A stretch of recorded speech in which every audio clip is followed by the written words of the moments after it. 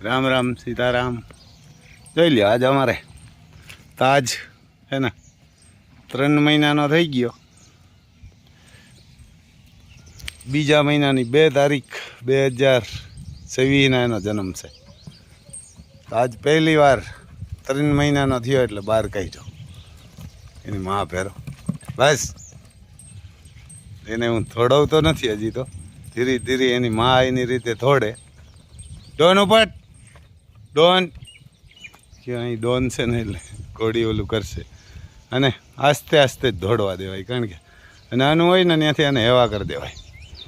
હજી પાકો 3 મહિનાનો થયો એને, કે 3 મહિનાનો થયો એને મહિના દીથી એનો 2 મહિનાનો હતો ને ત્યાંથી દૂધ ચાલુ કર્યું ગાયનું, લીટર એને કે લીટર સવારે ને લીટર સાંજે. એ પણ ગીર ને કાંકરેજ બેય જો આમ ધીરે ધીરે એને હાલવા દઉં એટલે, કારણ કે આને આદત પડી જાય. નાનો હોય ને ત્યાંથી કેમ દિલબાગને એની મા ભેરા દોડવા આવતા, એની મા ક્યાંક પાટું મારી લેતી, એટલે આપણે આને વધારે નથી દોડાવતા. ધીરે ધીરે રોગી હલાવીએ એને, ન દોડાવતા. હમણાં 1.5 મહિનો તો એને નથી કાઢી, પણ પછી એને તો એકલીને લઈ આવતા, એટલે આમાં તાજ ભેરો હેવા થઈ જાય. જોઈ લે, પોતાની મજા આવે. પણ એમ આ ભેરો રીએ આગળ રીએ એટલે વાંધો નથી. પાછળ કંઈક ઘોડી છે ને ગેલમાં આવી જાય તો પાટું ઘા કરી લઈએ. અમારે એકાદા 2 વસેરાઉન્ડ મારે લે, જઈ ખૂચ્યો નહીં, ભાગી આવ્યો. જઈ લે, પૂરો બસ કલ્યાણ, ભટ્ટો ને કંઈ ઘટે નહીં. આમ આગળ જવા દીજે પપ્પુ ઓલી કોરા, એટલે ઓલી વાસળીના ગૌસરા ડીને. હા, એને બાજુમાં ત્યાં ઇકોરાય ઢારિયાની છે. જોઈ હાલે ધીરે હાલે. એની મા તો નકર બહુ દોડે, પણ આપણે એને એવા દોડવતા નથી. માનું નામ છે લક્ષ્મી કદમ, બાપનું નામ છે તુફાન, વસેરાનું નામ છે તાજ. અમારા માથાનો તાજ છે. જોઈ લે, એટલે ઘોડો બતાવાય ને તો જેના માન બાપ જોરદાર હોય ને એવો બતાવાય. એના માન બાપ આપણે જોયેલા હોય, અને જોયા ન હોય ને તો એના રિઝલ્ટ જોયેલા હોય. અને રૂબરૂનો માન બાપ જોયા હોય તો ફોટામાં તો જોયેલા જોવા જોઈએ. કારણ કે આપણો તુફાનની મા છે ને જબરદસ્ત છે, એટલે એના રિઝલ્ટ પણ જબરદસ્ત આવી છે. અને તુફાનનો આખો પરિવાર પસકલિયાણ છે, એટલે એમાં પસકલિયાણ જ આવશે. પછી તો એવું કંઈ નોય આવે કોક. પણ આ વસેરો પહેલો જ તુફાનનું પહેલું રિઝલ્ટ છે એ પસકલિયાણ આવ્યો. આ ઘોડીને પસકલિયાણ ઘોડો આપણે બતાવ્યો હતો, તો એમાં અભિજીત વસેરો આવ્યો હતો. પછી આ બીજો તુફાન બતાવ્યો એટલે આ પસકલિયાણ આવ્યો.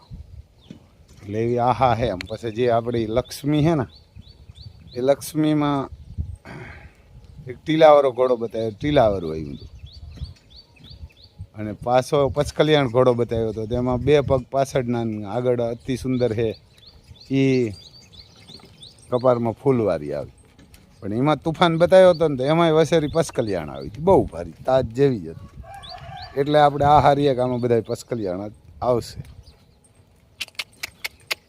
પસકલિયાણની હંમેશા કિંમત રહીએ કાયમ, કારણ કે મહાભારતના વખતમાં હાલે ને હાલ. પણ જે અશ્વમેઘ યજ્ઞમાં હતો ને ઘોડો, એ પસકલિયાણ હતો.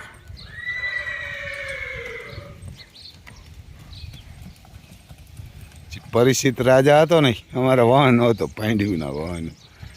એને બ્રાહ્મણ મેરા એક જોશ જોવરાય ને તો બ્રાહ્મણને કીધું, બ્રાહ્મણે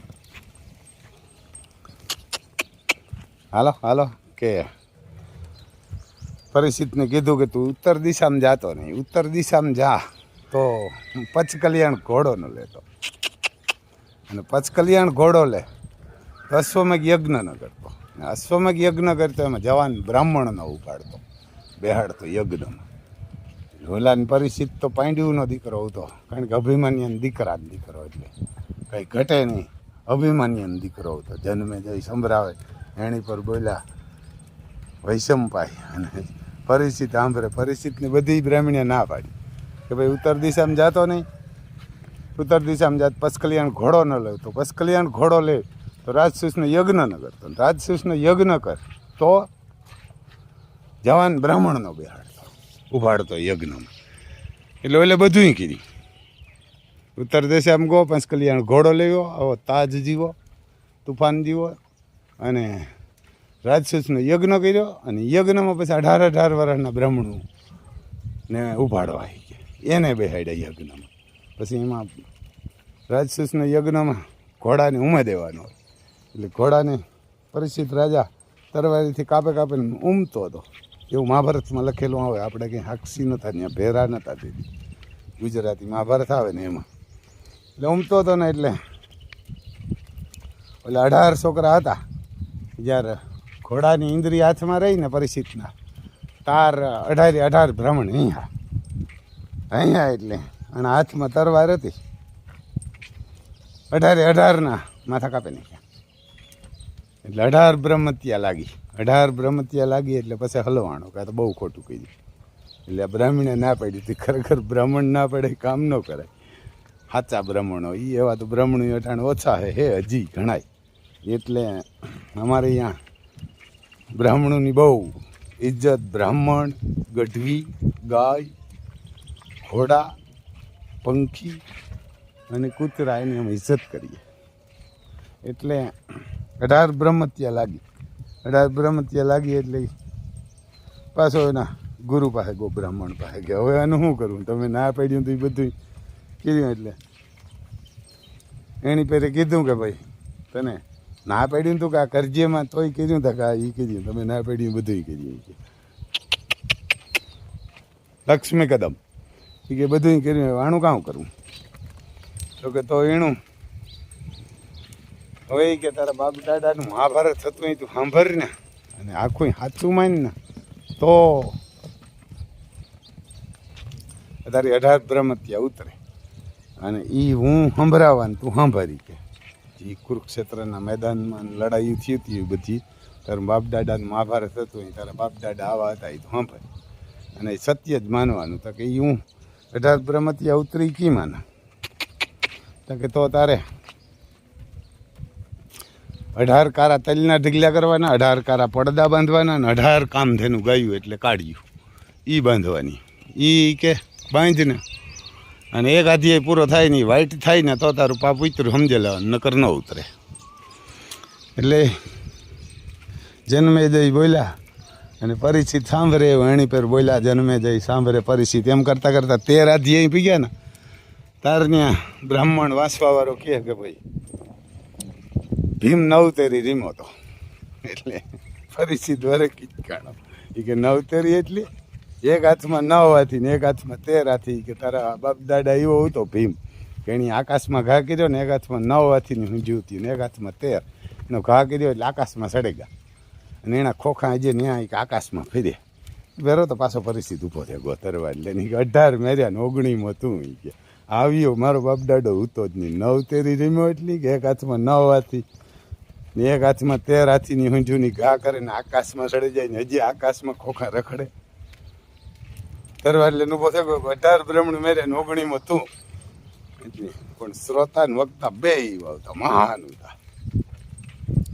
એટલે વક્તાએ કીધું, વક્તા એટલે સાંભળાવવા વાળું કે જારવી કે એને હવા પવન ને આ બધું બંધ કરી મંત્ર બોલ્યો. એટલે હાથીના ખોખા આવ્યા હેઠા 22 એવા ગયા 22 ગણકર 22 થાય, 13 ને 9 એટલે 22 થાય.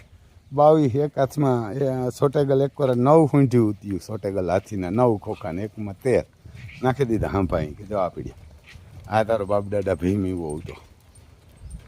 પછી ખીજ ઉતરે ગઈ ને પછી કે હાસું માના.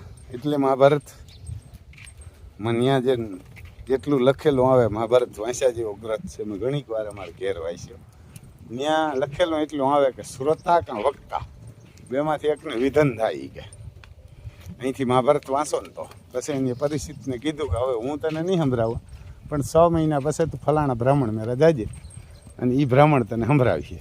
અને આ મહાભારત એક જ જગ્યાએ એક જ વક્તા ને એક જ સાંભળવાવાળો જો સાંભળીએ ને ને વાંચીએ ને પૂરેપૂરું એક જ ધારું તો બેમાંથી એકને વિધન થાય. આપણે થયું ને એવું થઈ કે એટલે આને 6 મહિના પછી વાંચવાનું. એટલે ત્યાં 13 અધ્યાય પૂગતા પહેલાં તો બ્રાહ્મણને સાંભળવાવાળાના ગાઢ તૂટી જાય, કોઈ ન વાંચે. આપણે પૂરેપૂરું વાંચે લે પણ 6 મહિના પછી વસાય. એટલે આવું હે ભાઈ, એ વાતને આવું હે. દઈ દે અમારે તાજને આશીર્વાદ દેજો તો એના પાકથી હરા થાય એને તાજને. હાલો હવે એને થોડવાનું તો ઘણું બધું થઈ ગયું પણ અડાવરો કરીએ તમને. હવે જરાક આગળ બીજા ઘોડાઓને લઈ આવીએ કારણ કે આવ્યા એને અડધી કલાક થઈ ગઈ આ રિંગમાં.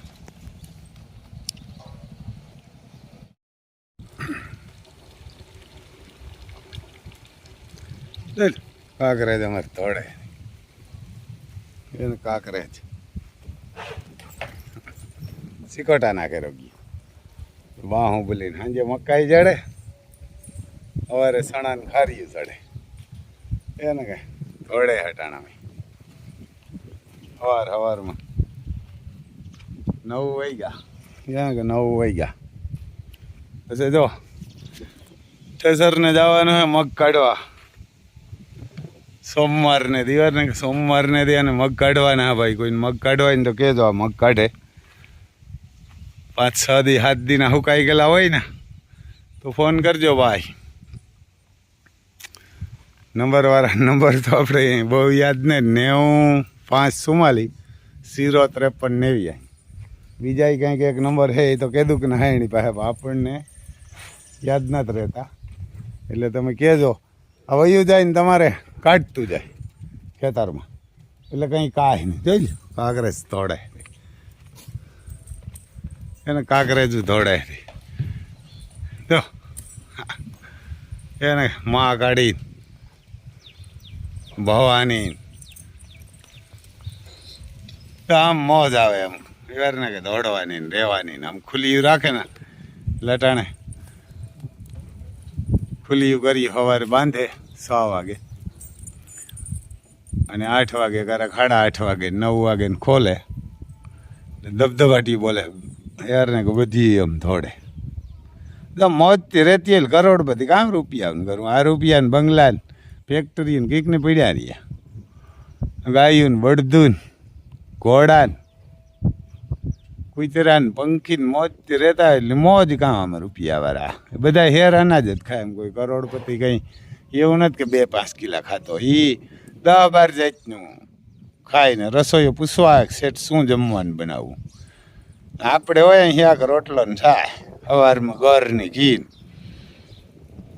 દૂધ ને દહીં ને આથણા કેરીયુંના ને ગાજરના ને લીંબુના ને એવી પાલટી એણી ન હોય ને એને તો રસોઈઓ દે પણ એને મારે કંઈ આપણે ખાવાનું એવું સાદું ન હોય.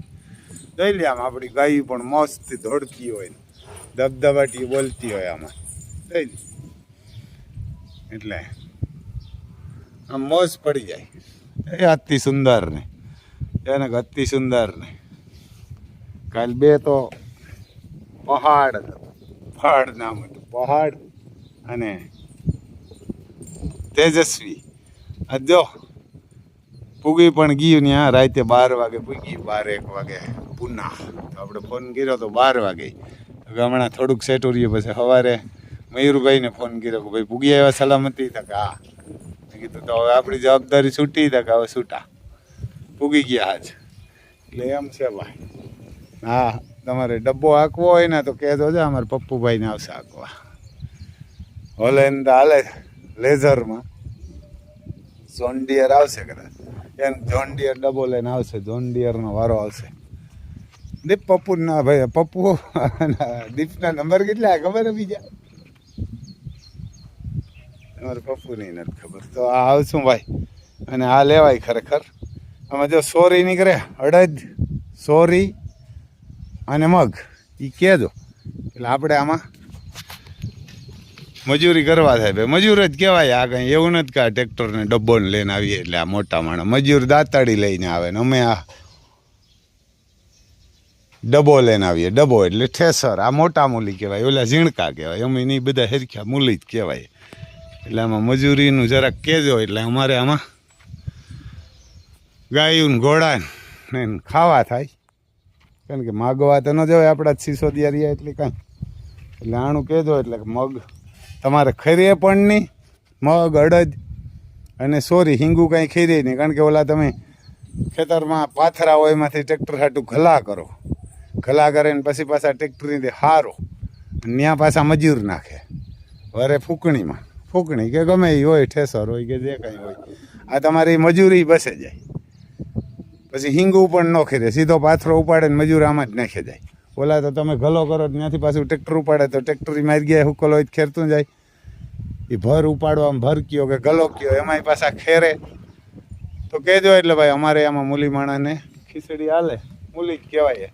આમાં કંઈ માલિક ન કહે, મજૂર હે દાંતાડી કે પાવડો લઈને આવે અને અમે આ ડબ્બો લઈને આવીએ એટલે આ મોટા મૂલી કહેવાય. પછી ભલે ને ઈટાચી હોય કે જેસીબી હોય કે જે હોય, હું તો મારી પાસે ઈટાચી ઉતાર તો એમ જ કહેતો કે આવો આવો બધા કે શેઠ આવો. મેં કામ શેઠ કહેવાય ને, મૂલી જ કહેવાય. મેં કીધું મજૂર પાવડો ને દાંતાડી હાંકતા હોય, અમે આ ઈટાચી ને જેસીબી લોડર ને હાંકીએ, ગાડી ડમ્ફર બધા મૂલી જ કહેવાય. એટલે આવું હા ભાઈ, અને કહેજો એટલે તમારે ખરીએ પણ નહીં અને અમારે રોજી રોટી હાલે. બીજું તો હું આજુબાજુમાં હોય, ભાણવર તાલુકો હોય, આકોર અમારે રાવલ ને એ બાજુ હોય, પછી આ બાજુ પોરબંદર છે, દેવભૂમિ દ્વારકા ને પોરબંદર ને આજુબાજુમાં જઈએ. સેટા બહુ તો ન જઈએ કારણ કે આજુબાજુમાં અમારે સોરી કાઢવાની આજુબાજુમાં છે. એટલે કહેજો અને બેસ્ટ કાર્ડ છે આપણે આને ચાલુ કરવાના લગભગ સોમવાર કે મંગળવારને દી. અને એમાં કંઈ ફેરફાર સાણાના ને એવા કરવા પડે કટરના, તો એ પણ કંપનીવાળાને કીધું. એટલે સોમવારને દીને 4 તારીખ કીધે, એટલે આજ લગભગ 2 છે, કાલ 3 ને 4 તારીખે લગભગ આવશે. અને સોમવારને દી એક ભાઈએ 10 વીઘાનો ઓર્ડર દીધો, તો આપણે એ તમને બતાવશું કેવા કાઢે, ચોખા કાઢે. નથી કાઢતા આપણે આંક્યું નથી, પણ આંકવાનું છે. અને હોલેન તા કારણ કે ડે નાઇટ હાલે લેઝરમાં, એટલે હોલેન નહીં આવે, આવશે આ ઝોન ડિયર પસા ડી. તો જય માતાજી ભાઈ, આને જરાક સબસ્ક્રાઈબ કરજો, શેર કરજો વિડીયો. બીજું હું